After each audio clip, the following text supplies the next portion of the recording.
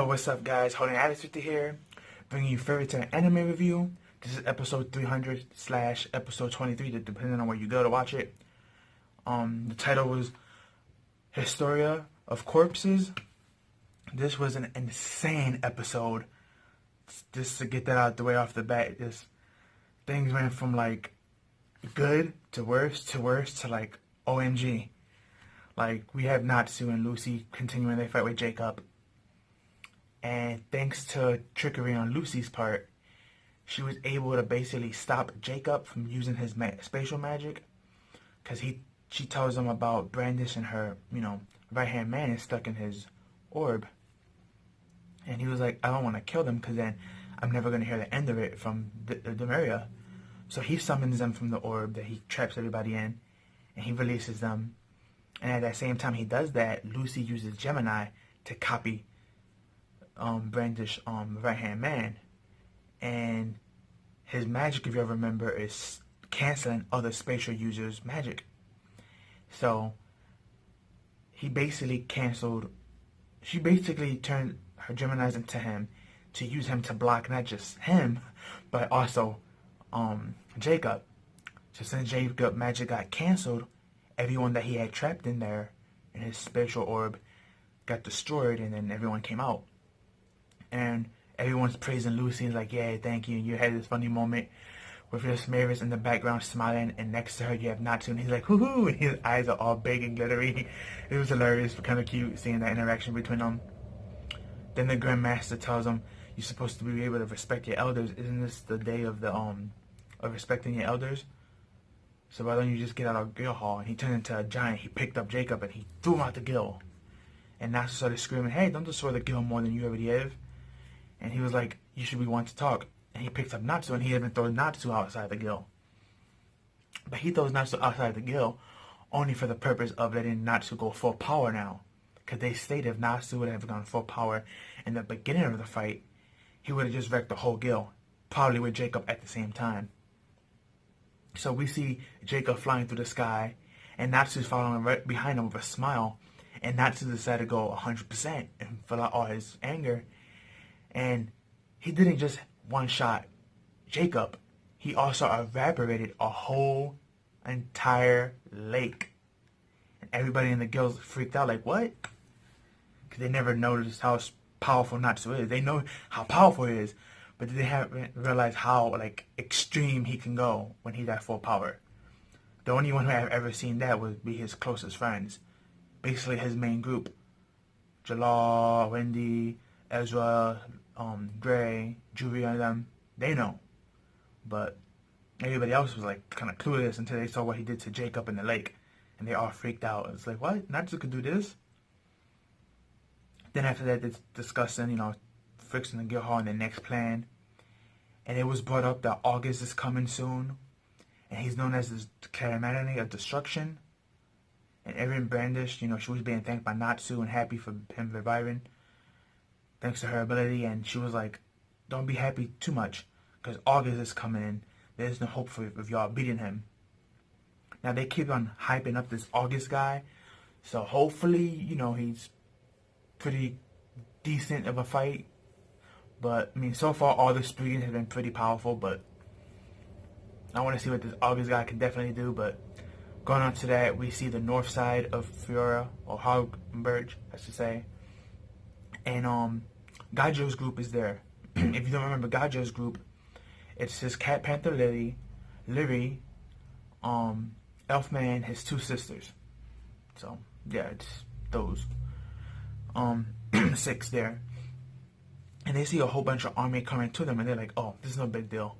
We can take them on into Sabretooth and Blue Pegasus, reheal their wounds, and come to join us. But then this is when things get really bad, because they realize that this army has crosses that they're carrying. And on those crosses is actually the top members of those two guilds. We see Sting, Rogue, Yugana, the chick with the black long hair who used to be bad but now she's good, who was the previous master daughter of the Guild Hall. We see Jenny, which is the rival of Mary Jane. We see all the 3 guys that are assistants to Ichiya, his 3 assistants, we see them. They're also on crosses. And some other extra members in the back that you could probably point out and see who's who. But there was a couple of good people on crosses that were carrying. And this got them really upset but terrified at the same time. So we know Gagio's going to go ham. But then we cut over to what the main episode was about. The meat of the episode, I should say. We cut over to the boat scene where Ezra, Jalal, and Kaguya are at. And something happens that this darkness overcloud the ship and they get attacked. And we see who that attacker was. And if you remember, it's Simon, who Jalal killed him in the Heaven's Tower arc.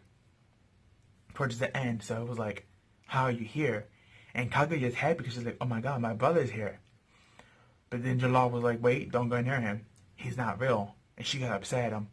And then that's when we get introduced, as you see in my thumbnail, to Ninhart. Hopefully I'm pronouncing his name right. I always have trouble pronouncing his name. So forgive me because my Japanese ain't that good. But Ninhart appeared. And I have to admit, out of all the mages so far, besides the Maria, I would have to say this one is one of the most interesting mage. Because he's supposed to be a mage, but he's wearing this beautiful green Envoy royal armor. And it looks pretty nice. And he looks like a pretty boy. He doesn't look like someone who would fight up close. And as he looks, so far, that's technically right, because we find out that the reason why Simon is here is because he's supposed to be a memory of Kaguya. And this guy's magic is to bring memories to life. But they're just not like no illusion. They actually have a physical form, and they have personality and thought process. They have their magic from when they were, if that person know about that person, Basically, long story short, the way this spell is, it's like Ito Tensei, from anyone who watches Naruto. Ito Tensei, you can bring the dead back. And they'd be like this infinite chakra zombie. Well, technically, that's what his Historia corpse is, which the episode is based off of. He'll take from your memory people or whether they good or bad or relatives or whatever. He'll take them out your head and he'll make a perfect copy of it. And then, but the only thing is that it has infinite magic, which means if you don't beat it before you run out of magic, you're going to automatically take an L because they don't run out of magic. So, and we also found out, thanks to one of the people he brought back, that that all these people that he's bringing from your memory are all dead people. He can't bring living people back. So it's kind of weird. He bring back the history of only the dead people in your heart and mind, or people that he knows as well. He can bring them out. Very interesting technique. It's like, in my opinion, it's a better version of Ito Tensei. But after that, you have this one attack that he does.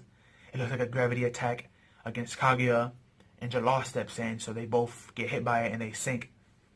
And when they sinking and going down to the bottom of the depths, we have that assassin chick that died from the Trinity Raven, the swordsman chick.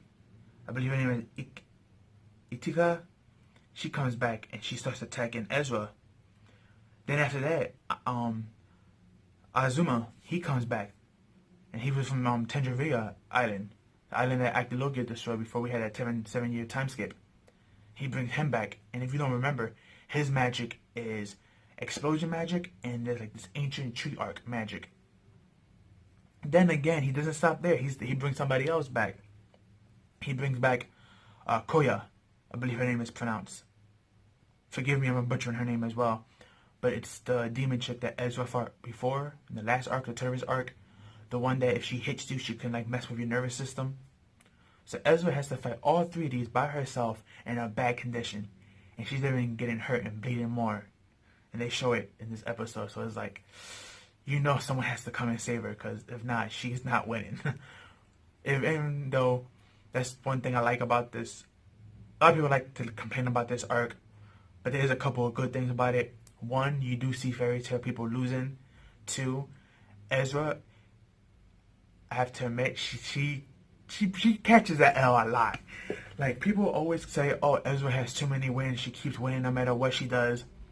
And it seems like Hiro Mashima took everyone's concept and was like, fine, y'all tired of her winning? Bet. Since this is the last arc, I'm going to kind of spoil it for y'all now. She catches nothing but L's. Feel bad for her, but Ezra just catches nothing but L's. Every fight she in is like she loses. And it's not like she loses because she's not at full health or that she's badly wounded. She loses because the opponent's abilities are just too OP. That's really what it comes down to. She couldn't beat the sand guy, Agil, without help. She can't beat this guy without help. She would have lost to Demoria as well. Like, unless she would have sacrificed her magic to, get stronger. But other than that, she technically would have lost as well with no assistance. So yeah, it's funny how like Natsu and Lucy's are beating Spriggans, but then you look at Ezra, who's always winning, and she's catching L's. It's really weird, but it is what it is. But we also get, towards the end of the episode, more people he brought back. He brought back Gray's teacher. She's actually fighting Gray and Leon. We have Preach, the second master. He's in front of Luxus, and he's looking down on him. The God Slayer, Zen Crow, he brought him back. He's fighting Medley. Who else did he bring back? I believe he brought back a couple of other people they showed as well. Oh yeah, that demon that Wendy defeated in Dragon Force when she first showed it, he's back, and he's right in front of Wendy and Charlotte, who's both weak. And Shirley, she's there too, but she's also weakened because she can't use her magic no more, thanks to that sacrifice. And yeah, this is looking pretty bad for everybody. I mean, everybody's gonna have a really bad time. I mean, think about it. In Naruto, they had to fight these overpowered people who had infinite chakra. Technically, that's the same thing that's going on here. Powerful mages come back with infinite magic, so. And most of these people are in bad condition as well, so it's going to be hard for them to fight back. So it's very interesting. But yeah, like I said, episode 300, or episode 23, depending on where you watched it. Really good episode of Fairytail. Season finale. Season final. Really great stuff.